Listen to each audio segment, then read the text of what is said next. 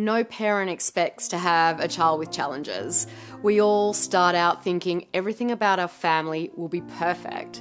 Our children will be happy and healthy and have unlimited opportunities. But then sometimes we see something happening that throws all of that into question. I always knew my older son Oliver had excessive energy. I asked his teachers often if they thought his energy level was right for his age. Not once did any of them ever raise an issue, but over time it seemed to be getting worse and worse. Our day-to-day family life was in turmoil. The life that I imagined having didn't exist. I would wake up every morning dreading the day ahead, asking myself, what mood would my son be in today? I have to confess, I told my husband one day that I didn't like my son. Don't get me wrong, I loved him, but I really didn't like him. I felt like an absolute horrible mother. By the time Oliver was 4, he couldn't self-regulate or calm his mind and body at all. Several appointments with a specialist confirmed that my son had ADHD. Now at first, the diagnosis was actually a relief. At least I had a name for it. The specialist prescribed dexmethylphenidate XR, which is a stimulant medication. It seemed to help at first. My son, who was always really active, was calmer and more focused and actually playing nicely with his younger brother. But soon he got quieter, more anxious, he had trouble sleeping and didn't want to eat at all during the day. Then the massive meltdowns in the afternoon began. It was like all of his bottled up energy came out at once. I talked with his doctor about our concerns, and so he prescribed another medication. And again, as I left his office, I felt a sense of relief. This second medication would help Oliver.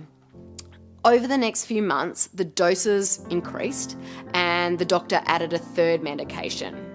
Now, up until that point, I just went along with all of this. Not once did I actually question the doctor's treatment plan. But when he gave me a prescription for the fourth medication, I knew something had to change. It was not okay to give my 4-year-old a cocktail of strong medication. That's when I began my extensive research on everything I could get my hands on regarding other alternatives to ADHD symptoms. At the time, I was actually an accountant and the natural health space was absolutely foreign to me. The more journals and studies I read, the more I was confident there were other alternatives. I felt like parents of ADHD children were not being educated with all the alternatives, and so I began studies in the area of holistic health science, nutrition, and ADHD. And what I found was that there was a connection between the gut and the brain, and diet plays a massive role in optimizing the two. At that point, I started Oliver on an elimination diet, cutting out gluten, then dairy, then soy. The results were literally amazing.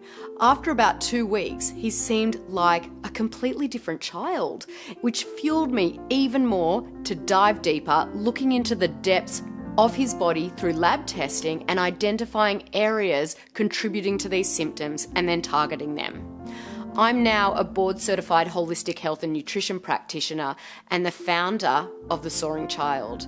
I went from being depressed, overwhelmed, and worried about what these medications might be doing to my son, to being a mum of a child who improved so much he was able to stop taking medication completely.